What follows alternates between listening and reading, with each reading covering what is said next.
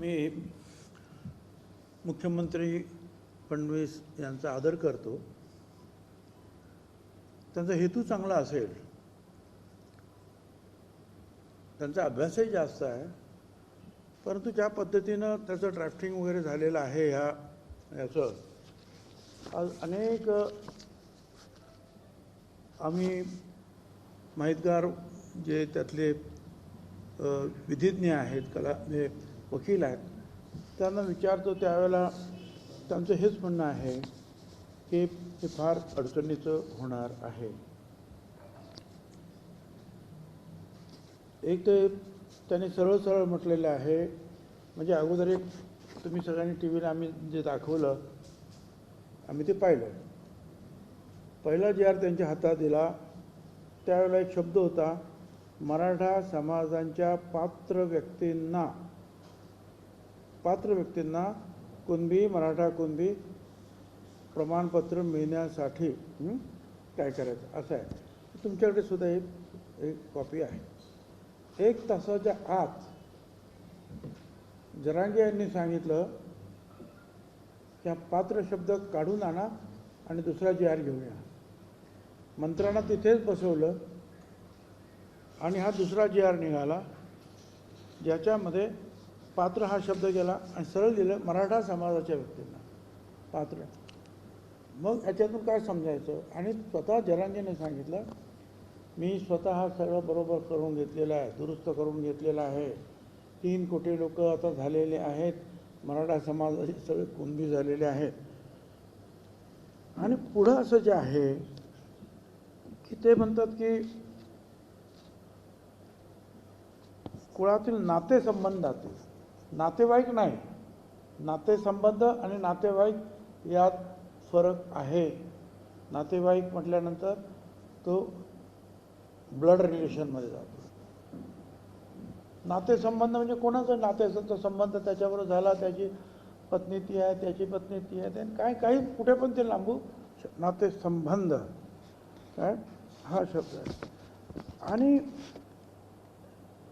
कुणी असं प्रतिज्ञापत्र दिल्यानंतर जर मराठा समाजाला आपण जर ओबीसी ठरवायला लागलो तर ते जे सुप्रीम कोर्टाच्या जे काही आतापर्यंतचे जे काही फाइंडिंग्ज आहेत, आयोगाच्या फाइंडिंग, 4 आयोग ओबीसी समाजाचे, त्यांच्याकडे मराठा समाज गेला, खत्री आयोग, बापट आयोग, सराफ आयोग वगैरे, त्यांनी सांगितलं की मराठा समाजाला देता येणार नाही. गायकवाड आयोगाने सांगितलं की मग द्यावं म्हणून ते सुप्रीम कोर्टापर्यंत गेलं आणि सुप्रीम कोर्टाने जे आहे त्याच्यामध्ये जे निर्णय दिले ते अगदी स्वच्छ आहेत. त्याच्यामध्ये त्यांनी जे म्हटलं की वरच्या जे काही फाइंडिंग्ज आहेत ते सगळं पाहता, in view of the above facts and position the bench finds, bench होतं ते supreme कोर्टाचं, that Maratha is not a socially backward community, but it's a socially advanced and prestigious community. ही बॅकवर्ड, ही मागास हा समाज नाही, उलट हा पुढारलेला आणि समाजामध्ये दबदबा, prestigious community.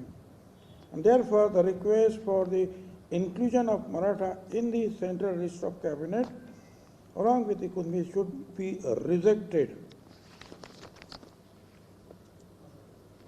Maratha does not merit inclusion in the central list of backward classes for Maharashtra either jointly Kunbi or under a separate entity of own.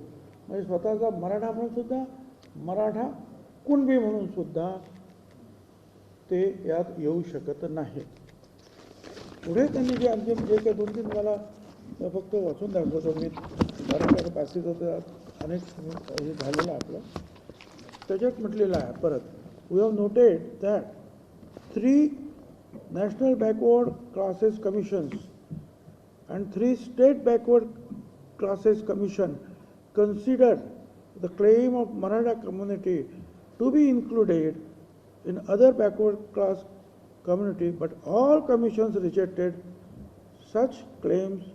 Rather, they were held to be belonging to a forward community. जे 3 आयोगाने ते आणि सगळं ते फेटाळलेलं आहे. The first National Backward Classes Commission, 30th March 1955, Kaka Kalelkar Commission, did not include Maratha community in the list of backward. ठीक आहे. पुढे म्हणजे कालेलकर कमिशनने सुद्धा कधी 55 सालापासून सांगितलं की नाही म्हणून. पुढे ते म्हणतात supreme court, despite there belongs to many chief ministers and the important ministers in the state, some of whom also become important ministers in the center, none of them got or moved to get the Maratha included in the list of BCs is eloquent testimony not only for the fact that Maratha are not a backward class, but also of the wisdom and the objectivity of their chief minister. Maratha समाजातले अनेक chief minister झाले, काही त्यातले जे केंद्रात गेले, पण त्यांनी सुद्धा मराठा समाजाला बॅकवर्ड ठरवलं नाही. हे त्यांचं जे आहे शहाणपण आहे आणि त्यांचं जे प्रामाणिकपणा आहे. पुढे असं तर बघा आता जे चाललंय ना त्याच्या संदर्भामध्ये बघा काय म्हणतात. Backward castes unfortunately resort to seeking and securing fake caste certificate, and in this context of well-known qualities of India's administrative system. त्यांनी असं म्हटलं, दुर्दैव आहे बॅकवर्ड क्लासेस जे आहे ही सर्टिफिकेट जे आहेत कास्ट सर्टिफिकेट ही खोटी सर्टिफिकेट मिळवली जातात काय. आणि त्याच्यात त्यांनी पुढे म्हटले आपल्या देशामध्ये ज्या काही ह्या प्रशासकीय क्वालिटीज आहेत सिस्टीम आहे त्याची परिणिती काय आहे ते आपण सगळी ठिकाणी म्हणजे ओव्हरऑल आपली जी सिस्टीम ज्या पद्धतीने काम करते विचित्र पद्धतीने त्याचा हा भाग आहे. मी दुसरा शब्द वापरत नाही, ते कळलं असेल तुम्हाला. Elements are not rare which entertain and request and deliberative issue false caste certificate म्हणजे मुद्दाम ते दिले जातात जाणून दिले. This menace like different forms of corruption, हे वेगळं एक करप्शन आहे, has become more and more threatening. ते घातक होत चाललेले आहेत. In certain advice the commission has advised the central and state government how this menace could be avoided, but false caste certificate and false caste identities based on them cannot change the reality of caste. A खोटी certificate जात बदलू शकत नाही. याच्यात थोडा थोडक्यात सांगा. In view of the above facts and position, the bench finds Maratha is not the socially backward community. Socially सामाजिकरित्या मराठा कम्युनिटी ही मागास नाही, but is a socially advanced and prestigious community, and therefore the request for the inclusion of Maratha in the central list of मग त्यांनी ते सांगितलं की परत ते काही शक्य नाही करणार नाही. आता पुढे एक आणखी वाक्य केलं. Political dominance cannot be ground to determine social and educational backwardness of the community. राजकीय दबावापोटी जे आहे हे काही तुमचं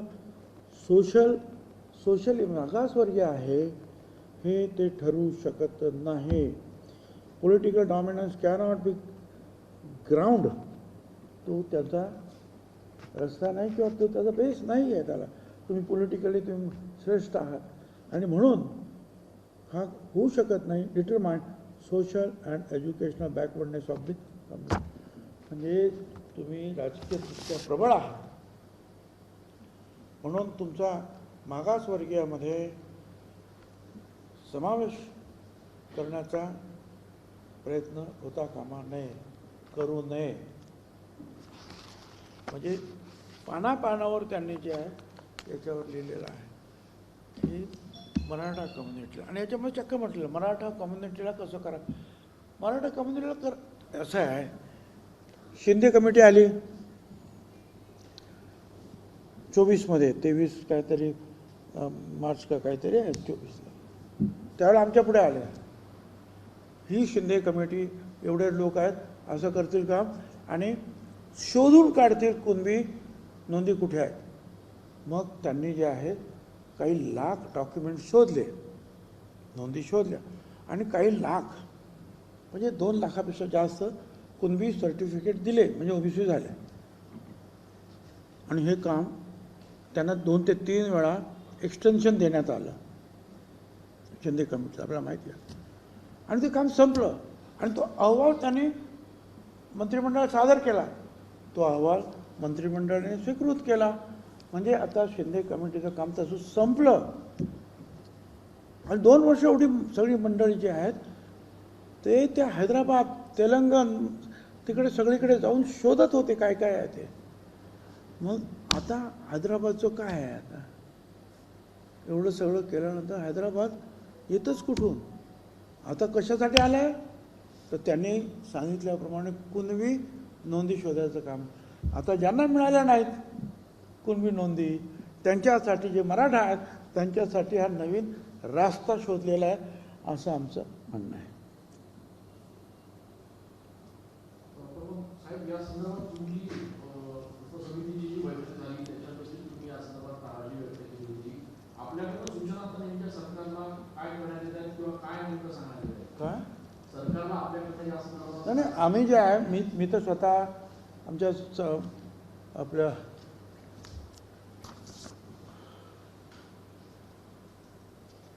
आम्ही त्यांना ते पत्र दिलेलं आहे.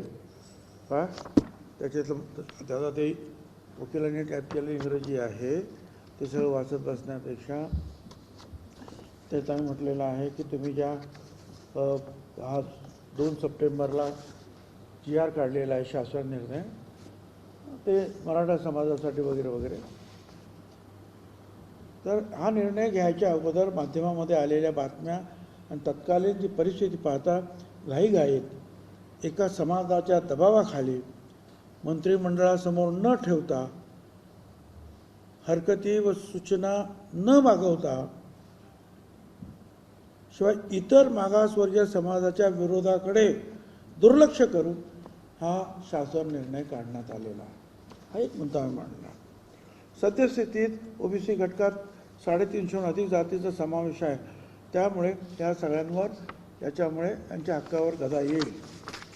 या शासन निर्णयात मराठा समाजा शब्द प्रयोग केला आहे.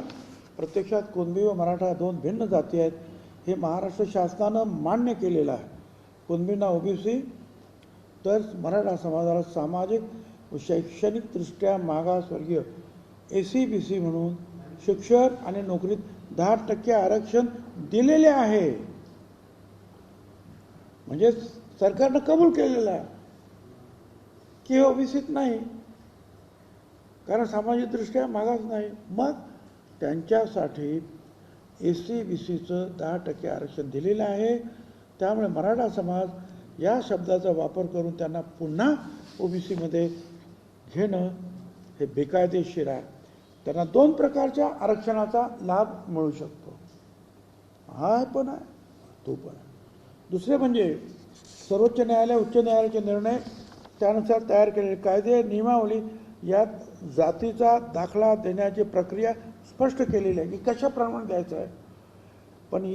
पण या शासन निर्णयाने मराठा समाजासाठी स्वतंत्र वेगळी प्रक्रिया ठरवली आहे जी ओबीसी आणि इतर जातीशी भेदभाव करणाऱ्या या देशातील या जाती कशा ठरवायच्या, कशाला कसं सामील करायचं कुठल्या गटात, त्याची एक प्रक्रिया ठरवून दिलेली आहे. ते सगळं बाजूला ठरवलं, तुम्ही नवीनच काढलं. हा शासन निर्णय जो आहे अत्यंत संदिग्ध, संभ्रम निर्माण करणारा आहे. हैदराबाद गॅझेटेड नोंदीच्या आधारे जात प्रमाण देण्याचा उद्देश आधीच 18/7/24च्या अधिसूचनेने शिंदे समितीच्या शिफारशीनुसार साध्य झालेला आहे. शिंदे समितीने 47,845 नोंदीचा अभ्यास करून 2,39,021 जात प्रमाणपत्र दिले आहेत. त्यामुळे पुन्हा शासन निर्णय करण्याची गरज नाही. जात प्रमाणपत्र हे जातीला दिले जाते, समाजाला नाही. कुणबी जातीसाठी स्वतंत्र सवलत देणे इतर ओबीसी जातीशी भेदभाव करणारा आहे. शासन निर्णयानुसार ग्रामपातळीवर समिती सक्षम प्राधिकाऱ्याला मदत करणार आहे. मात्र हे स्पष्ट केले नाही की ही समिती कोणत्या चौकटीत काम करेल. 2 शपथपत्राच्या आधारे चौकशी होणार. अर्जदाराने दिलेले शपथपत्र पूर्वज 13 ऑक्टोबर 67 रोजी तिथे राहत होते. त्यांच्याकडे जमीन नाही. त्याच गावातील कुळातील अशा व्यक्तीचे शपथपत्र ज्याला कुणबी जात प्रमाणपत्र मिळालेले आहे यावरून चौकशी करून जात प्रमाणपत्र दिले जाईल. पण अशा शपथपत्रावर आधारित चौकशी वैध ठरू शकत नाही. शिवाय 2012ला हे नियम केलेले आहेत. काय वैध आणि काय अवैध आहेत हा घटक ठरवताना, जाती ठरवताना 2012च्या या नियमाशी याचा काय संबंध आहे हेही स्पष्ट होत नाही. या निर्णयामध्ये रिलेशन म्हणजे जाती नाते संबंध हा शब्द वापरला आहे, नातेसंबंध.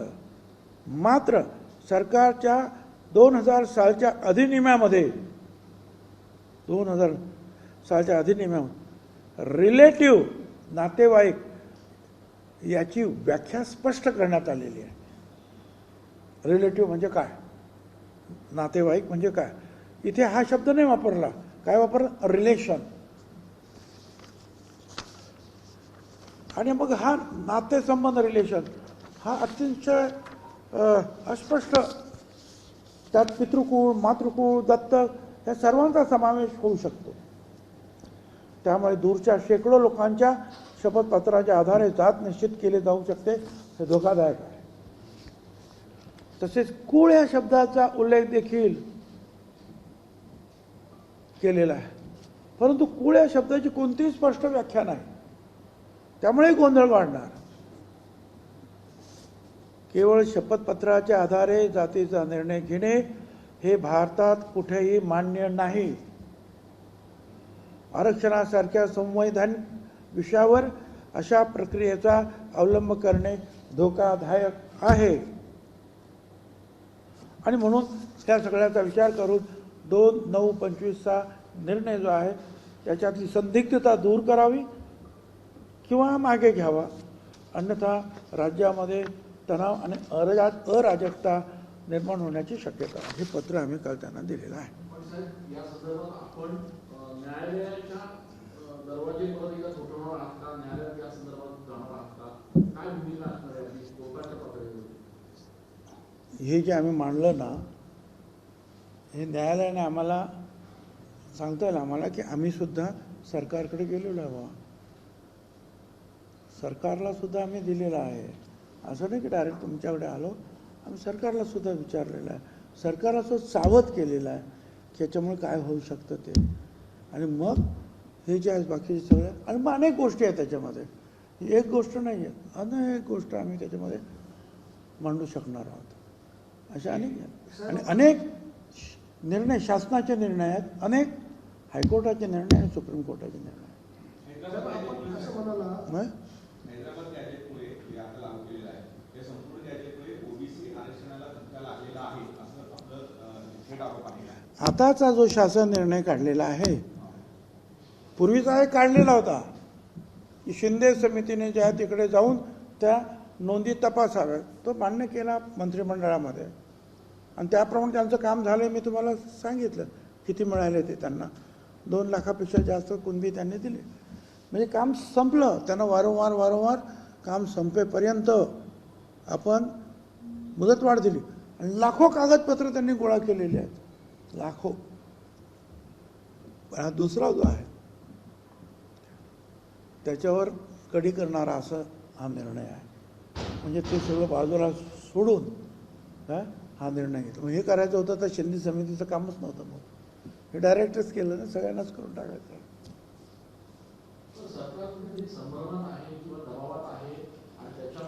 हे आता तुम्ही मला विचारू नका. मी तुम्हाला असं म्हटलेलं आहे इथे, त्यांना पाठवलेल्या पत्रात, माध्यमात आलेल्या बातम्या आणि तत्कालीन परिस्थितीवर घाईघाईत एका समाजाच्या दबावाखाली मंत्रिमंडळासमोर न ठेवता, हरकती सूचना न मागवता, इतर मागासवर्गीयांचा विरोध त्याच्याकडे दुर्लक्ष करू हा निर्णय, हे म्हटलेलं त्याला मी त्याच्यावर सही केलेली आहे.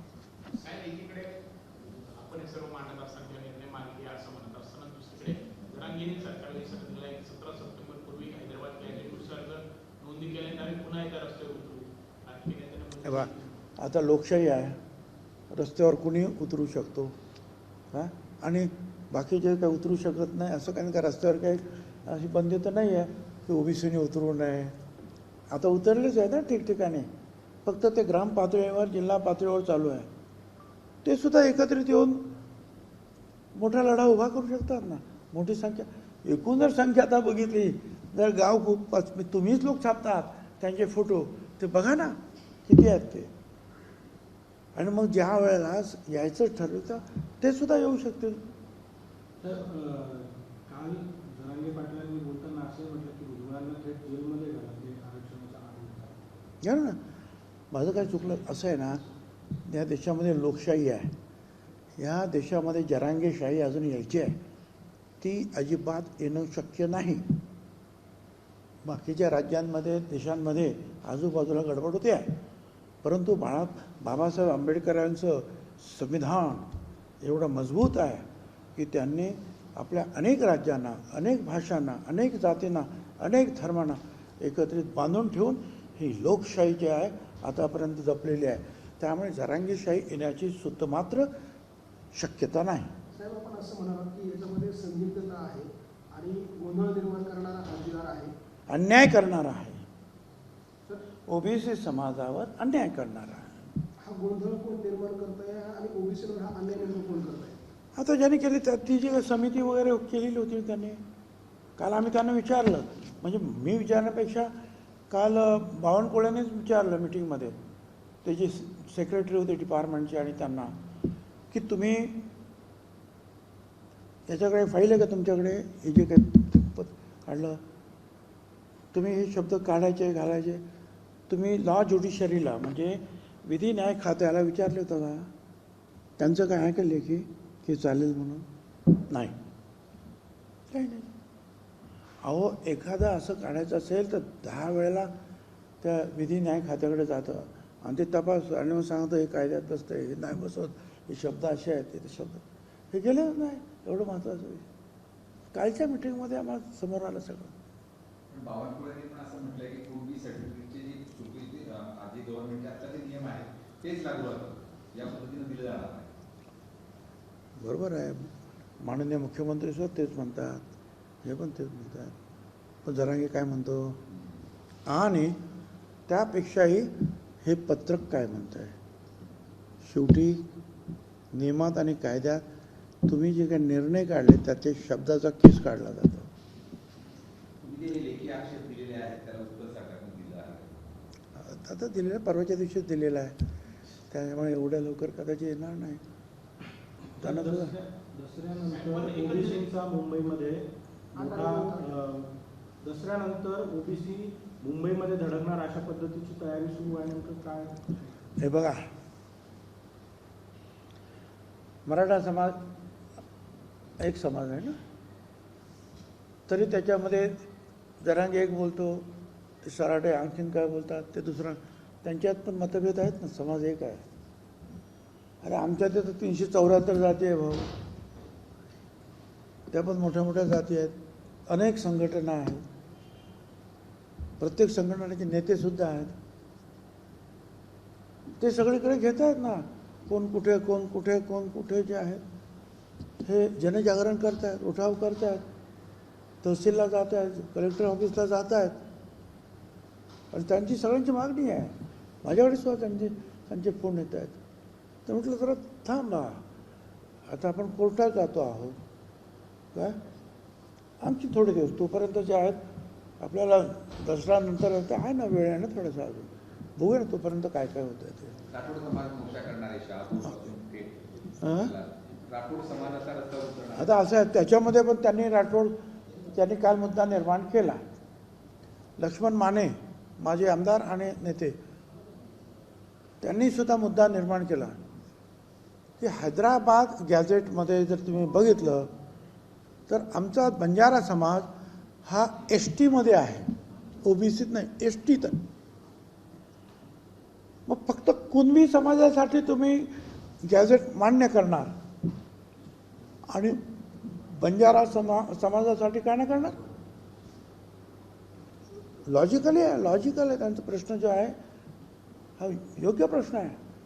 एकदा एक डॉक्युमेंट तुम्ही एकाच समाजासाठी गृहीत धरलं, मग त्या डॉक्युमेंट असलेल्या दुसऱ्या समाजाचं जे काही म्हटलेलं असेल ते सुद्धा गृहीत धरा.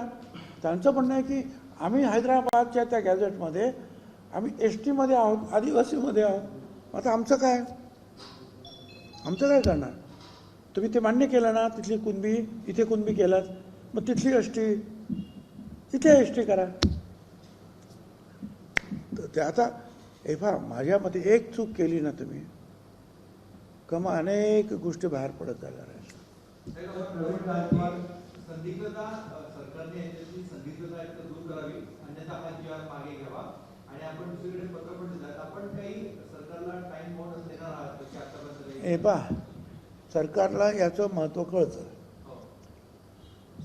राज्यामध्ये 3 ठिकठिकाणी जे आहेत मोर्चे निघत आहेत, तहसीलला कलेक्टरला ते देत आहेत, मीडियामध्ये येत आहे, गांभीर्याची त्यांना जाणीव आहे. पण त्यांना सुद्धा आता अभ्यास करायला लागेल ना की बाबा काय त्यांनी लिहिलं त्या समितीने.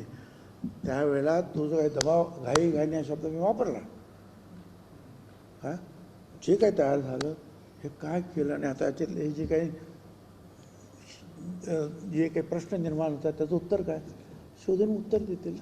हैदराबाद आणि सातारा गॅझेटियर जे आहे ते लागू करावं अशी जरांगींची मागणी आहे. जर सरकारने अशा पद्धतीचा निर्णय पुन्हा दबावात जाऊन घेतला तर ओबीसीवर कुठल्या परिस्थितीमध्ये अन्याय होईल असं वाटतं? काय गॅझेटियर जर लागू केलं हैदराबाद आणि सातारा तर किती ओबीसींना यामध्ये फटका बसेल, किती लोक कुणबी मराठा त्यात जातील? अहो मला सांगा ना, मराठा समाज हा या राज्यातला सगळ्यात मोठा समाज आहे. आता मला सांगा, माझ्याकडे एवढ्या खुर्चीवर तुम्ही बसलेले आहेत, आता आणखीन 20 लोक इथे येऊन बसले आणि ते म्हणे आम्हाला बसायचं, तर तुम्हाला उठावं लागेल राव, तुमच्या काही खुर्च्या जातील. तेच ओबीसीचं आहे. ओबीसीच्या काही जागा जातील, काही नाही, बऱ्याचशा जागा जातील, पण तो समाज मोठा आहे. आणि अनेक ठिकाणी त्याचा उल्लेख रुलिंग कम्युनिटी म्हणून केलेला आहे, शासन करणारी जमात. मला सांगा, ते असे सगळे लोक आले तर अर्ध्यापेक्षा जास्त तुम्हाला उठावं लागेल ना इथून, त्यांना जागा खाली करावं द्या लागतील. आमच्याकडे जागा अगोदर फुल आहेत, काही लोक उभे आहेत अजूनही, आणि त्याच्यामुळे तुम्ही इथे घुसणार पण 5-25 लोक, हा विषय आहे.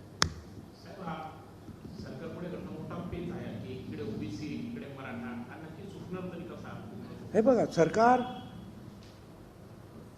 कुठल्याही दबावाखाली, कुठल्याही प्रेशर खाली, कारण आम्ही शपथच ती घेतो की आम्ही जे मंत्रिपदाचं काम करू, कुठली फिअर अँड फेवर, कुठलीही भीती आम्ही बाळगणार नाही. भीती काय आणि फेवर, आणि कोणाला मदतसुद्धा अशी करणार नाही. आता मग असे मोर्चे आले त्यांना तुम्ही घाबरले आणि मग चुकीचे निर्णय घेतले तर मग याच्यावर हजारो केसेस झालेल्या आहेत हिंदुस्थानामध्ये सुप्रीम कोर्टापर्यंत. हे सगळे ते बाजूला ठेवणार आहेत का, मोडून काढणार का? ते नाही मोडू काढू शकणार. प्रवीण गायकवाड असं म्हणतात की कोण? प्रवीण गायकवाड, हैदराबाद गॅझेटने मराठा आरक्षणाचा प्रश्न सुटणार नाही तर सरकारी शाळा आणि ज्या खासगी शाळा त्यामध्ये जी फी त्यामध्ये असमानता आहे, शिक्षणामधली जी फी आहे, अवास्तव फी जी घेतली जाते ती कुठेतरी जर समान पातळीवर केली तरी देखील मराठा समाजाला त्याचा शिक्षणामध्ये लाभ होऊ शकतो. याचा अर्थ जो आहे त्यांना कदाचित ती माहिती नाही. शिक्षणामध्ये आज ओबीसीला जशी अर्धी फी माफ आहे तशी मराठा समाजाला सुद्धा माफ आहेच. एवढंच नाही, त्या समाजाला जे आहे आतापर्यंत जे आहे त्यांच्या ते सारथीच्या कार्यालयासाठी 2,548 कोटी रुपये देण्यात आलेले आहेत. कार्यालय त्यांची जी वसतिगृह बांधायचे आहेत त्याला 1,300 कोटी रुपये देण्यात आलेले आहेत मुलांच्या मुलींची वसतिगृह.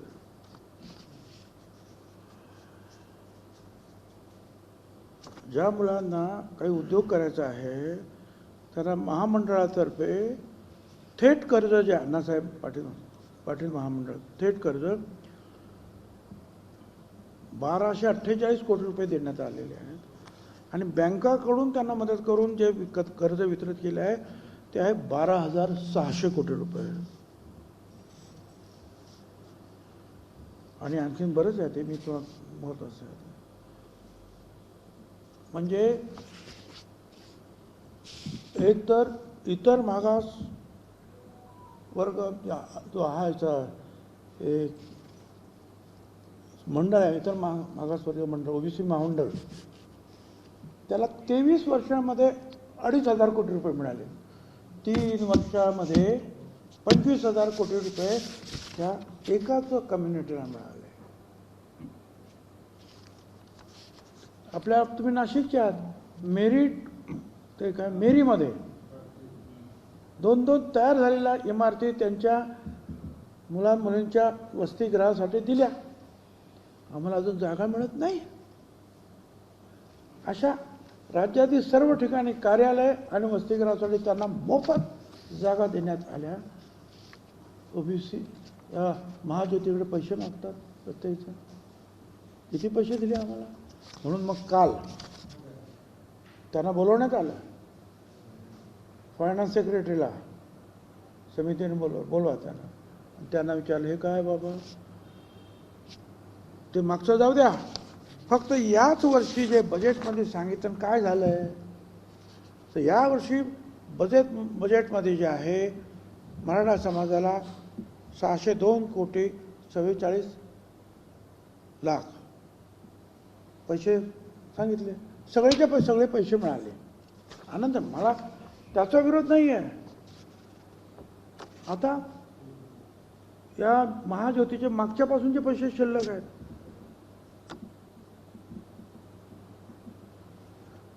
ते किती आहेत?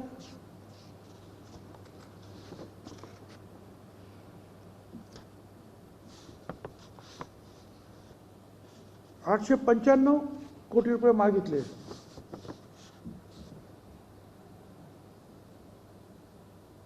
त्यांना कट लावून दिले फक्त 267 कोटी रुपये. 60% कट लावलेला. इथे 100% दिले 602 कोटी. इथे हा महामंडळ 374 जातीचं 54% लोक 267 असं दरवर्षी होत आलेलं आहे. आम्ही आता जे काय म्हणतो आहोत, मंत्रिमंडळात अनेक वेळा मी मांडलं आणि मागणी अशी केली की आमचं म्हणणं असं की जे मराठा समाजाला देतात सारथीला ते आम्हाला ओबीसीला द्यायचं. आम्ही उलटं मागत आहोत. आणि याच्यामध्ये मी तुमच्या पुढे सांगतो असं नाही, मंत्रिमंडळासमोर अनेक वेळा मी हेच मांडले, ते ज्यांना देता ते तुम्ही आम्हाला द्या.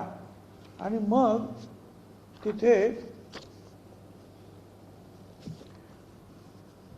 30 ऑक्टोबर 23ला हा एक निर्णय झाला शासनाचा. आणि त्याच्यामध्ये असं म्हटलं आहे की असे हे वेगवेगळे सारथी आहे, पार्टी आहे, असे सगळे वेगवेगळे जे आहेत समाजाचे जे आहेत त्यांना समन्यायी भूमिका घ्यावी.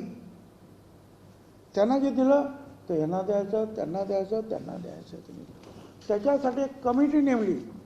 मुख्य सचिव महाराष्ट्र राज्य, secretary finance, secretary OBC, secretary आदिवासी विकास, सेक्रेटरी उच्चतंत्र शिक्षण, सामाजिक न्याय. आणि त्यांनी बघायचं की जे देताना वाटप करताना जे यांना दिले ते पण यांना पण मिळालं पाहिजे. त्याच्यासाठी म्हणजे हा कायदा सुद्धा तुम्ही रगडून टाकला, मोडून टाकला, तुमचाच निर्णय.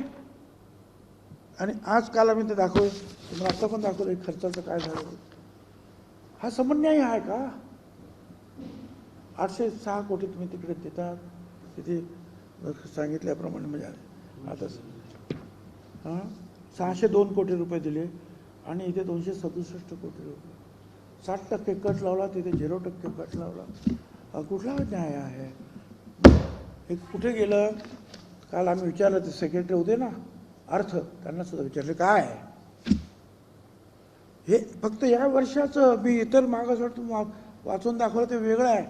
त्यामुळे तुम्ही जे म्हणालात की शिक्षणाच्या बाबतीमध्ये जे ओबीसीला मिळतं आहे त्याच्यापेक्षा कैक पटीने जास्त सध्या मराठा समाजाला देण्यात येत आहे. हे मी या सगळ्या कागदपत्राचा पुरावा देऊन तुम्हाला सांगतो आहे. साहेब, लातूरमध्ये एका तरुणाने ओबीसी आरक्षण संपलं अशी सुसाईड नोट घेऊन आत्महत्या केली आहे. काय? लातूरमध्ये एका 35 वर्षीय तरुणाने ओबीसी आरक्षण संपलं, हैदराबाद गॅजेट आल्यामुळे ओबीसी आरक्षण संपलं असं सुसाईड नोट लिहित आत्महत्या केली आहे नदीमध्ये उभी गेली. मला नक्की काय त्याची माहिती नाही आहे, पण तसं जर काय होत असेल तर दुर्दैवी आहे, दुःखदायक आहे. आणि मी आमच्या सगळ्या ओबीसी बांधवांना सांगतो की कृपया जर असं झालं असेल तर आत्महत्या केली असेल कोणी तर कृपया कुणी करू नये आत्महत्या. आपण कायद्याच्या मार्गाने लढणार आहोत. आवश्यक वाटल्यास आपण, मी तुम्हाला सांगितलं, शांतपणे शांतीपूर्वक मोर्चे आपण काढतो आहोत. जे जे आपल्याला करता येईल ते आपण सगळं करतो आहोत. आणि आम्हाला खात्री आहे की आम्ही आमच्या प्रयत्नामध्ये आम्हाला यश मिळेल. त्यामुळे कोणीही हे अशा आत्महत्या वगैरे न करता आपण ह्या आमच्या मोर्चांमध्ये, आमच्या या आंदोलनामध्ये सामील व्हा तुम्ही. असा धीर सोडायचा नाही. आम्ही आहोत ना इथे बसलेलो, लढतो ना आम्ही. जरांगींनी आज पुन्हा एकदा टीका केली आहे तुमच्यावर. जरांगींनी आज तुमच्यावर पुन्हा एकदा टीका केली आहे. कोणी जरी आलं तरी जीआर बदलू शकत नाही असं त्यांनी म्हटलेलं आहे. आणि आता जीआरचं रक्षण करण्याची जबाबदारी पण सरकारचीच आहे असं पण ते म्हणत आहेत. त्यामुळे कोणी ते बदलू शकत नाही म्हणून म्हटलं ना बाबा, अजून जरांगीशाही यायची आहे, अजून सुप्रीम कोर्टामध्ये पण ती लागू व्हायची आहे. ते अजून नाही ना, ते अजून ह्या खालच्याच कोर्टात आहे, मॅजिस्ट्रेट कोर्टात, तर तिकडं कुठे जाईल ते. त्यामुळे बघू आम्ही काय करायचं ते. तुमच्या मागणीनुसार जर या शासन आदेशामध्ये बदल झाले नाही किंवा कुणबी समाजाला आरक्षण देण्यास आमचा विरोध नाही. कुणबी समाजाला आरक्षण देण्यास आमचा विरोध नाही. मराठा समाजाला स्वतंत्र आरक्षण देण्यास आमचा विरोध नाही. मराठा समाजाला स्वतंत्र आरक्षण द्यायला आमचा आग्रह आहे आणि त्याप्रमाणे तो 10% त्यांना दिलेला आहे. पुढे जो जी आर काढण्यात आला त्याच्यामध्ये शब्द बदलण्यात आले. सुरुवातीला पात्र म्हटलं गेलं, नंतर थेट मराठा समाजाच्या शब्दाचा उल्लेख केला. खरं तर अत्यंत गंभीर स्वरूपाची ही बाब आहे. सुरुवातीला वेगळं करण्यात आलं, नंतर त्यांच्या मागणीनुसार ते बदलण्यात आलं. सरकार कोणाच्या दबावाखाली हे सगळं करायला लागलं? आता एक तुम्ही बघितलं नाही का त्या दिवशी जो मुंबईमध्ये 4 दिवस जे अख्ख्या जनतेला वेठीस धरण्यात आलं होतं, काय चाललं होतं? ट्रॅफिक बंद, सगळं बंद, सगळं बंद. तिथली बस सर्व्हिस बंद झाली. काय काय झालं तुम्हीच दाखवलं ना राव. आणि हा पात्र शब्द तुम्हाला काय नडला? तो शब्दसुद्धा नको. एवढी तुम्हाला क्लॅरिटी पाहिजे की ह्या समाजाला डायरेक्ट देऊन टाका. साहेब, काल मुंबईची बैठक झाली तर तुम्ही चांगले नागरिक झाल्याचं बघायला मिळालं आणि त्यानंतर तुम्ही आणि फडणवीसांनी एकत्रित मुंबई प्रवास हो, मग काय? देखील केला. त्यामुळे ती कुठेतरी काय चर्चा झाली नाही की फडणवीस तुम्हाला कल्पना आहे, तुम्ही नाशिकच्या आहात, तुम्हाला निदान बाकीच्याबद्दल मी म्हणणार नाही, पण तुम्हाला माहिती आहे की आपण 12-13 वर्षापूर्वी हे जे काही इलेक्ट्रिक वस्तू निर्माण करणाऱ्या मोठ्या मोठ्या कंपन्या आपल्याकडे आहेत आणि त्यांना परदेशात पाठवायचं असतात तुम्हा, पण तो जर पाठवायचा असेल तर त्यांना सर्टिफिकेट लागतं. ते सर्टिफिकेट मिळतं हे बँगलोर, हैदराबाद, भोपाळ. ते म्हणतात त्यावेळेला मला त्यांनी सांगितलं त्या एक्झिबिशनच्या वेळेला, प्रदर्शनाच्या वेळेला, की साहेब हे काय आहे, 3 महिने आम्हाला जर मिळत नाही प्रमाणपत्र तर आमचे ऑर्डर कॅन्सल होतात सगळे. आणि मग आपण ताबडतोब 1 महिन्याच्या आत त्यांना 100 एकर जागा शिलापूरजवळ आपण त्यांना मिळवून दिली. समीरभाऊ भुजबळ खासदार होते, ते दिल्लीला त्यांनी जाऊन ह्या संस्थेबरोबर काय CBRIच्या संपर्क साधला, त्या अधिकाऱ्यांना आणलं, जागा दाखवली, पसंत पडली, सगळं एकदम बरोबर आहे काय. आणि त्यांनी आणि विलास पाटील त्यावेळेचे कलेक्टर यांनी माझ्यासमोर MOU केला. आणि त्यावेळेला मी सांगितलं सुरुवातीला 500 कोटी आणि नंतर आणखीन 500 कोटी रुपये त्याच्यावर आपण इन्व्हेस्ट करणार आहोत. आता तर ते जादा इन्व्हेस्ट ते होणार आहे आणि त्याच्यातून शेकडो नोकऱ्या ज्या आहेत आपल्याला मिळणार आहेत. आणि म्हणून त्याचं उद्घाटन काल होतं ते मी स्वतः मनोहरलाल खट्टर साहेब जे मंत्री आहेत ऊर्जा खात्याचे, दिल्लीमध्ये त्यांना पत्र पाठवलं होतं. त्यांनी मला 2 वेळा त्यांचा फोन आला आणि त्यांनी सांगितलं मी येतो आहे. आता ते येणार आहे म्हटलं, मला मुख्यमंत्र्यांना तर माहिती पाहिजे, कळवायला लागत, इथे कळवणार, पण मी पण कळवलं. तर म्हटलं आता कसं काय करायचं. आणि ही OBC कमिटीची मीटिंग तुम्ही ठेवलेली आहे. ते काय आखराची मीटिंग आहे, मी जाणार आहे, माझ्याबरोबर चला विमानामध्ये, मी घेऊन जातो तुम्हाला. पण मी त्यांच्याबरोबर काय अबोला धरलेला नाही, मी कुणाशीच अबोला धरलेला नाही. माझं भांडण मुख्यमंत्र्यांशी नाहीच नाही, कुठल्याही मंत्र्यांशी माझं भांडण नाही आहे. माझं भांडण ह्या परिपत्रकामध्ये असलेल्या वाक्य, शब्द, त्याचा अर्थ आणि त्यामुळे निर्माण होणारा गोंधळ आणि अन्याय याच्यासाठी माझं भांडण आहे. लोकसभा निवडणूक होती, त्यानंतर विधानसभा निवडणूक आली, त्यावेळेस मराठा आरक्षणाचा मुद्दा हा पुढे आला होता. आता विधानसभेनंतर काही काळ थांबला, स्थानिक स्वराज्य संस्थांच्या निवडणुकांची चाहूल लागली, पुन्हा हा मुद्दा पुढे आला. यामध्ये हा योगायोग वाटतो की काही ठरवून केलं? आता तुम्ही त्याचा जो अर्थ इन्फरन्स काढता आहात तो शक्य असेल की नेमकं आणि मग अशाच वेळेला मोठमोठे लीडरसुद्धा गप्प बसतात. नरो वाक म्हणजे राव, हे तर हे, ते तर ते, तिकडे पण हात, तिकडे पण हात. का गप्प आहे ते सगळी मंडळी? समजा तुम्हाला पटेल न पटेल, परंतु सरकारमध्ये मंत्रिमंडळाचे आणि बाकीचे मंडळ बोलतात तरी. महाविकास आघाडीचे नेते कुठे गेले? का नाही बोलत त्याच्यावर? की चुकीचं आहे म्हणून किंवा बरोबर आहे म्हणून? बोला ना, कारण दोन्हीकडे त्यांना मतं पाहिजे आहेत. तुम्ही म्हणा वडेट्टीवार बोलतात, वडेट्टीवार मागच्या वेळेला सुद्धा आले, आनंद आहे. जालन्याला पहिल्या मिटिंगला, त्याच्यानंतर 5-7 रॅलीज झाल्या आमच्या. प्रत्येक वेळेला आम्ही सारखं त्यांना बोलवायचं, आलोच, येतोच, नक्की येतो, नक्की येतो.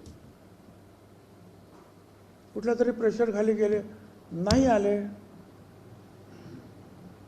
का नाही आले? मग असं आहे की याच्या पाठीमागे राजकारण नसेलच असं काही मी म्हणणार नाही तुम्ही जे म्हणता त्या. पण इतर जे राजकारणातले ज्येष्ठ श्रेष्ठ नेते आहेत, समजदार नेते आहेत, त्यांनी याच्यावर भाष्य करायला पाहिजे हे ओबीसीवर अन्याय करू नका.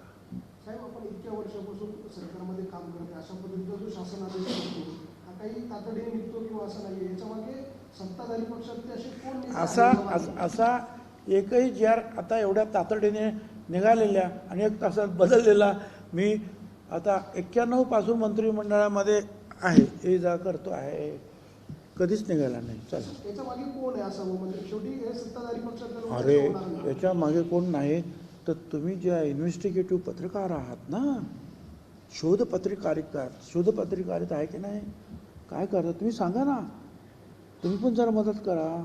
याच्या पाठीमागे कोण आहे ते, म्हणजे मला बरं पडेल, मदत करा. तुमच्या या आताच्या पत्रकार परिषदेनंतर जरांगेंनी अशी प्रतिक्रिया दिली की मंडळ आयोग लागू केला त्याला कमी जाती होत्या, मग आता एवढ्या पण ओबीसीच्या कशा वाढल्या? त्याचं कारण 93च्या पूर्वी, एक लक्षात घ्या, 1993च्या पूर्वी सरकार जे आपापल्या पद्धतीनं जे आहे आरक्षण देत होतं सरकार. 1993ला जेव्हा मंडल आयोग सुप्रीम कोर्टापर्यंत लढाई झाली का, ते इंदिरा साहनी केस वगैरे, त्यावेळेला सुप्रीम कोर्टाने निर्णय दिला यापुढे सरकार निर्णय देणार नाही, यापुढे एक अभ्यासू कमिटी जे आहे, आयोग निर्माण होईल, त्या आयोगाच्या मार्फत तुम्ही जायचं आणि आयोगाने सांगितलं तरच त्याचा विचार करायचा. त्यानंतर आयोग निर्माण झाला, खत्री आयोग, बापट आयोग, सराफ आयोग वगैरे वगैरे. त्यांनी मगाशी सांगितल्याप्रमाणे नकार दिला, एका आयोगाने होकार दिला आणि त्यातली जी माहिती आहे त्याचाच उपयोग करून सुप्रीम कोर्टाने दाखवून दिलं की हा समाज सामाजिक मागास नाही. आणि हायकोर्टाच्या 2 निकाल आहेत, कुणबी आणि मराठा ह्या 2 वेगवेगळे समाज आहेत. एका ठिकाणी असं म्हटलं मराठा कुणबी आणि कुणबी मराठा हे तर नाहीच, एक तर मराठा तरी आहे किंवा कुणबी तरी आहे. पण आता आपण मराठा कुणबी मराठा म्हणतो आहोत, पण आता हे त्याच्या पुढे गेलं आता काम.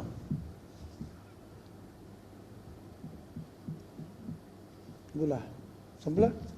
इलेक्ट्रिक काल एक मोठा कार्यक्रम झाला इलेक्ट्रिक टेस्टिंग लॅब, पण या सगळ्या उद्घाटन कार्यक्रमावरती नाशिकचे माजी खासदार यांनी नाराजी व्यक्त केलेली आहे. काय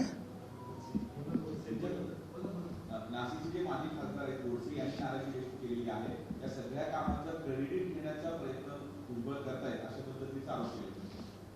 काय भुजबळ साहेब घेतात का, मनोहरलाल खट्टर घेतात का, काय नाव मुख्यमंत्री घेतात, त्याचा अभ्यास जनता करेल ना.